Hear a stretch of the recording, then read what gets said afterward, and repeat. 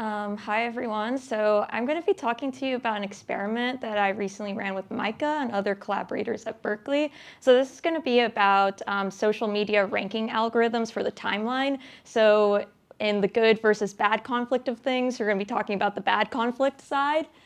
In particular, we ran a pre-registered randomized experiment measuring effects of Twitter's ranking algorithm, so for the home timeline, without internal access. So unfortunately, a lot of what we think we know about social media ranking algorithms is hampered by the fact that most studies are observational. So it's hard to really know what the effect of the actual algorithm is. Or the few experiments that we do have that are about the algorithm are done by the company themselves. So obviously that raises questions around conflicts of interest, but also probably limits the types of questions that are asked in the first place. So in this case, we managed to run a true experiment without any internal access. And the reason we were able to do this is because on Twitter, you can actually see your content sorted in two different ways. You can either view your content ranked by the algorithm on your For You tab, or you can choose to just see content in reverse chronological order from people you follow on the Following tab.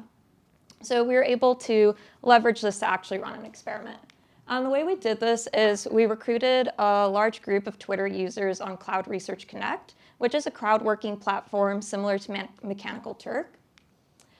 For each user, we simultaneously grabbed the top 10 tweets in their personalized timeline and the top 10 tweets in their chronological timeline.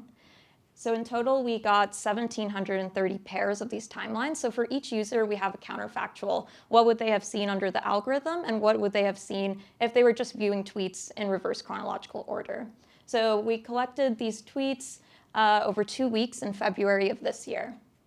Then, after collecting these two sets of tweets, we surveyed them about the tweets in a random order. So this allows us to actually estimate the causal effect of the algorithm because we can compare their responses on the personalized tweets to their responses on the chronological tweets. What do we actually measure? So I'm going to walk through and show you basically what it looked like for a user taking our survey. I would say that we measured things in 3 categories. The first category is around emotional effects. So when the user starts a survey, they see a tweet that we've collected from one of their timelines. They don't know which one it is. So this is a real tweet that one of our users saw. Outcry in Scotland over the vegetable shortage. Shut up, you didn't even notice until you saw it in the paper. So the first thing they're asked is how the author of this tweet is feeling. So in this case, the user said, they're asked this on 4 dimensions: angry, anxious, happy, sad. So in this case, the user said the author is not anxious, happy, or sad, but is moderately angry. Okay, then the next thing they're asked is how this tweet makes you feel. So in this case, the user was not angry, happy, or sad, but was moderately anxious from this tweet about the vegetable shortage. Okay, so these are the emotional things we looked into. The next category was around political effects. So here's another tweet one of our users saw. Nothing to see here, just Biden and Zelensky strolling through Kyiv while air raid sirens sound. Trump would have needed a diaper change. So the first thing they're asked is this tweet about a political or social issue? And if it is, then they're asked to label how the tweet leans politically. So here they said it was a left-leaning tweet.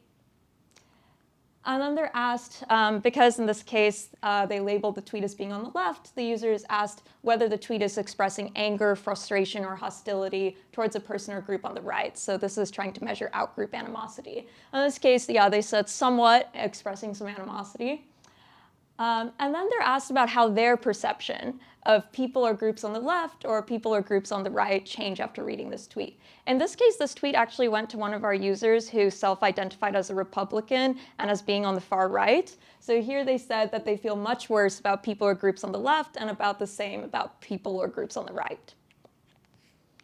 And then finally, the last category we just asked them, is this the kind of tweet that you want to see? So explicit value. And in this case, they said no, they don't want to see a tweet like this.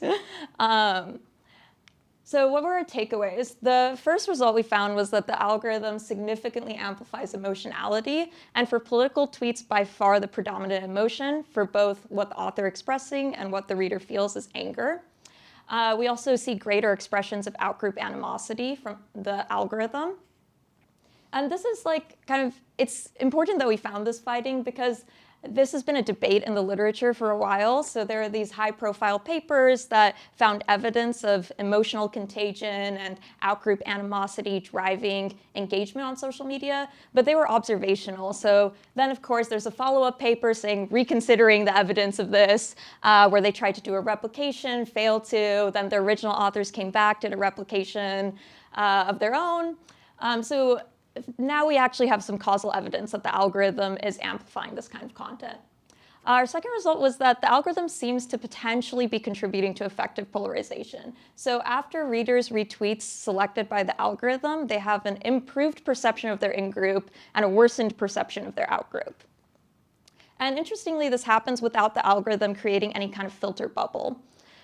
So on both the chronological and personalized timeline, you see about 40% of political tweets are from your in-group and 20% are from your out-group. So our hypothesis is it's not about the algorithm sorting you into filter bubbles, but rather the algorithm uplifting particularly divisive content from your out-group.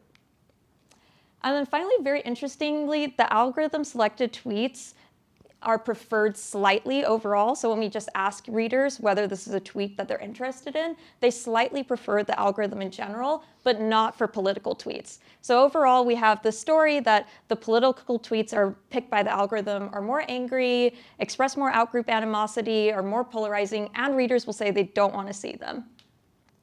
Okay, well, all right, what do we do from here? So I'll just briefly, after saying all this negativity, briefly talk about what we can do looking forward. So I think there's a few areas that we should be doing a lot more on. One is more measurement of some of these effects. It's hard to diagnose this. Yeah, I didn't have much to say here as hopeful things because of all the API increases, but maybe the DSA provides some hope here for researcher access and so on. So obviously we need to actually diagnose the problem and get researchers to agree on what is happening. We need a lot more measurement from the outside. The second is that the algorithms are optimized for people's behaviors. And very interestingly in our study, we found that when we just ask people explicitly, though, they maybe don't want to see the polarizing divisive content. So are there ways that we could actually change how the behaviors and the objective are weighed? This actually takes a lot of technical advancement, too, because we can't survey users all the time. How do we use those kinds of sparse signals?